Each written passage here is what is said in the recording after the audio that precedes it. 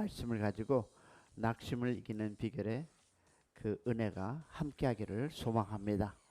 우리 고린도후서 4장 16절부터 18절 말씀을 다 같이 한 목소리로 우리 받는 이 새벽이 되기를 소망합니다. 다 같이 시작. 그러므로 우리가 낙심하지 아니하노니 우리의 겉사람은 낡아지나 우리의 속사람은 날로 새로워지로다. 우리가 잠시 받는 환난에 경한 것과 지극히 크고 영원한 영광에 중한 것을 우리에게 이르게 함이니 우리가 주목하는 것은 보이는 것이 아니요 보이지 않는 것이니 보이는 것은 잠깐이요 보이지 않는 것은 영원함이다. 아멘. 이 말씀을 믿으십니까? 오늘 또 이 아침 우리 주님께서 이 말씀을 허락하신 그 은혜 감사하고 고맙고 함께하는 여러분을 주님의 이름으로 축복합니다. 근데 오늘 보니까 시작이 뭐로 시작합니까? 그러므로 라는 단어가 시작됩니다. 그러므로. 그리고 이어서 바울은 이렇게 고백하죠.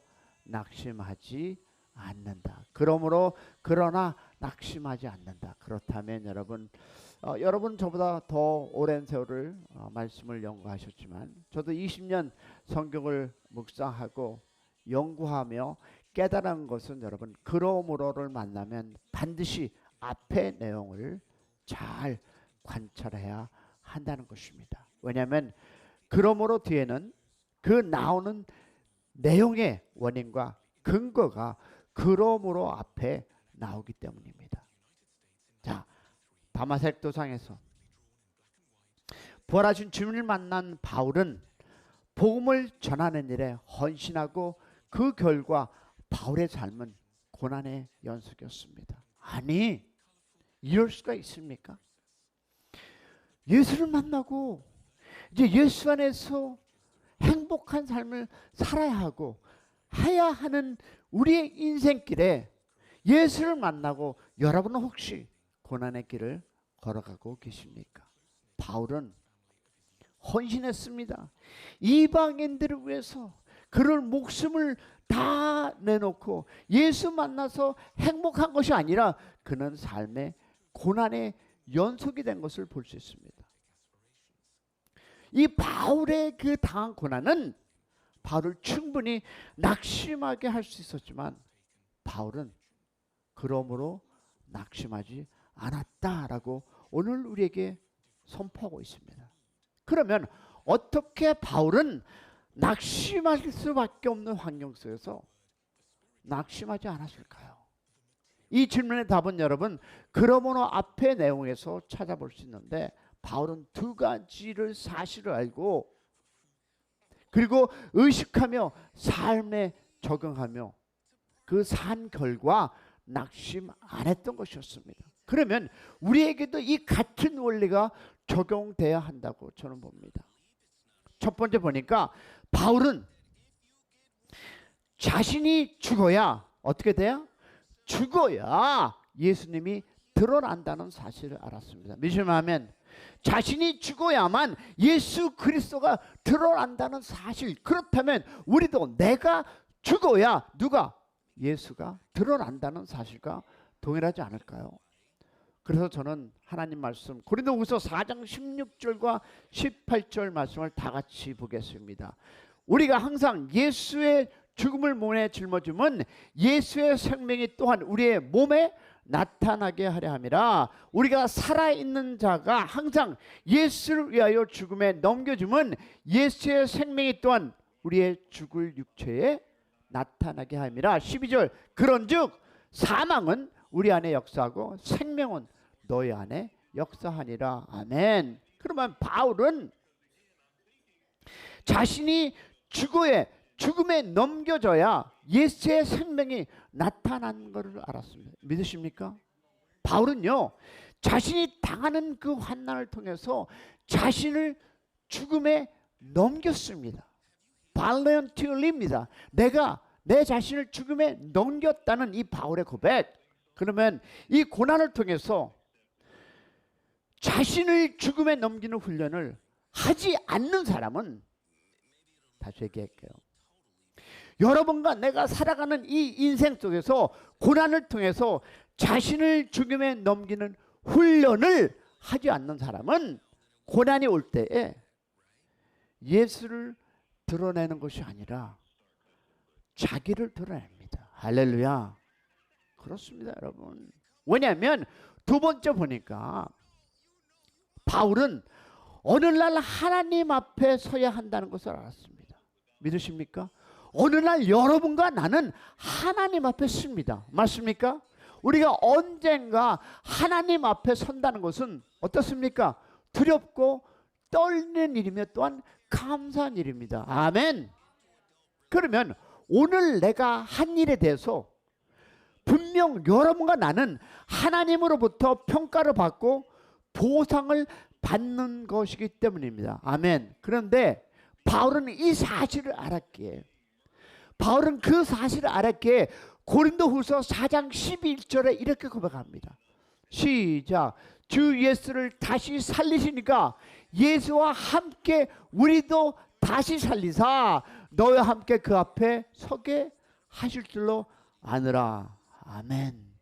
여러분, 이런 모든 사실을 근거하여 바울은 우리가 이런 말씀으로 고백하죠. 어떻게 고백합니까? 자, 고린도후서 4장 14절 18절 시작. 그러므로 우리가 낙심하지 아니하니 우리의 겉사람은 낡아지고 우리의 속사람은 날로 세워지는도다. 우리가 잠시 받는 환난에 경한 것이 지극히 크고 영원한 영광 중에 한 것으로 우리에게 이름으로 18절 우리가 주옥되는 것은 보이는 것이 아니요 보이지 않는 것이니 보이는 것은 잠깐이요 보이지 않는 것은 영원함이라. 믿으시면 아멘. 그러면 우리 말씀 속에서 이 바울의 고백은 아주 중요합니다. 여러분 교재에 있는데 볼 텐데요. 5가지입니다. 보니까 진정한 변화란 무엇이다? 속사람의 변화. 할렐루야. 여러분 진정한 변화는 이 겉사람이 아니라 속사람의 변화다. 아멘. 그러면 속사람의 변화란 겉사람의 후패를 상쇄하기도 합니다. 그리고 보니까 세 번째, 육체적 변화보다 영적인 변화가 더 중요하다. 네 번째, 어제의 바울과 오늘의 바울은 같은 사람이 아니다. 그러면 5번째 보니까 그 달라짐의 진정한 행복이며 낙심을 이기는 비결이다. 아멘이십니까? 그러면 기독교가 말하는 변화란 어떤 외적인 행동의 변화가 이전에 무엇이 생각의 변화가 반드시 선행돼야 한다는 것입니다. 믿으십니까? 어떻게? 생각의 변화가. 우리 좌수민 교수님께서 하는 거 있죠. 이 생각의 변화. 생각의 변화가 먼저 돼야 한다는 것을 기억하시길 바랍니다. 왜? 생각의 변화가 없는 행동의 변화는 성경이 말하는 변화가 아닙니다. 알아요. 더운지. 아멘이십니까? 생각의 변화가 없는 행동의 변화는 성경이 말하는 변화가 아닙니다. 보니까 바울은 겉사람은 후패하나 속사람은 날로 새로웠다. 할렐루야. 그러면 영적인 변화야말로 우리의 삶에서 일어나는 어려움을 이기는 비결입니다. 아멘. 그런데 문제는 여러분 여기 있습니다. 자신의 생각을 잘 바꾸려 하지 않습니다. 자신의 생각을 바꾼다는 것은 다른 생각을 여러분 수용해야 하는데 자기의 생각 때문에 내 옛날 그 생각 때문에 우리는 바꾸지 않습니다. 왜? 사람들은요 자기의 생각을 바꾸는 것을 두려워하고 힘들어합니다. 왜냐하면 옳다고 여기는 그 자신의 생각이 오랫동안 굳어 있기 때문입니다. 그래서 죄송하지만 나이가 들수록 생각을 바꾸는 것은 더욱 어려운 일입니다. 그래서 우리 모두에게는 무엇이 필요하다? 계기가 필요합니다. 내 그 옛날 것을 바꾸는 하나의 중요한 그 터닝 포인트는 여러분 계기입니다. 사람이 생각이 달라지려면 어떤 계기를 만나냐면 기자는 무엇이다? 고난을 당하는 것이 유익하다. 여러분께서 갖고 있는 그 old thing, 옛날 것을 바꿀 수 있는 것은 바로 이 고백입니다. 고난을 당하는 것이 유익하다. 그러면 이 고난을 유익하다는 이유는 뭡니까? 고난을 통해서 주의 무엇을? 율법을 배우게 되었다라는 이 고백이 우리의 고백이 되어야 합니다. 할렐루야. 그러면 자신이 지불한, 여러분 잘 들어보세요. 자신이 지불한 고난보다 그 고난을 통해 배운 교훈이 더 귀하다 생각하는 사람이 이런 고백을 할 수 있습니다. 할렐루야. 즉 여러분, 지혜로운 사람은요, 삶의 현장에서 만나는 사건을 통해서 말씀을 배웁니다. 여러분의 인생을 살아가면서 이 고난이라는 것은 내가 당해보니 이것은 내가 무엇인가를 잘못되었구나라고 생각할 수 있는 계기가 될 수 있다는 것입니다. 더워 보니까 너무 덥다. 또 추우니까 너무 추워. 좀 추워졌으면 무엇을 어떤 과정을 통해서 우리는 생각을 바꿀 수 있다는 것입니다. 우리가 비록 삶의 현장에서 고난을 만나지만 여러분 그 고난을 통해서 영적인 진리를 깨닫는다면 그 고난 때문에 어떻게 낙심하지 않을 것입니다. 할렐루야. 사랑하는 여러분, 우리의 옛것을 버려야 하는데 그 옛것을 버리지 못하는 그것이 고난을 만날 때 그 고난을 통해서 우리가 벗음을 그런 축복된 은혜가 있기를 소망합니다. 여러분 보세요. 나이가 듣는 것이 문제가 아니라 영적인 깨달음 없이 사는 것이 문제입니다. 할렐루야. 사랑하는 여러분, 오늘도 하나님께서 허락하신 이 하루 나의 삶 속에서 일어나는 모든 사건 속에서 우리 주님을 만나는 그 사건 속에서 새로운 깨달음을 받는 우리 모두가 되기를 주님으로 축원합니다.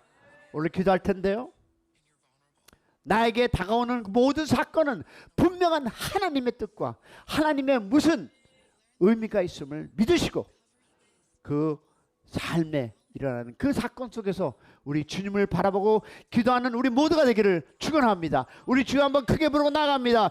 주여!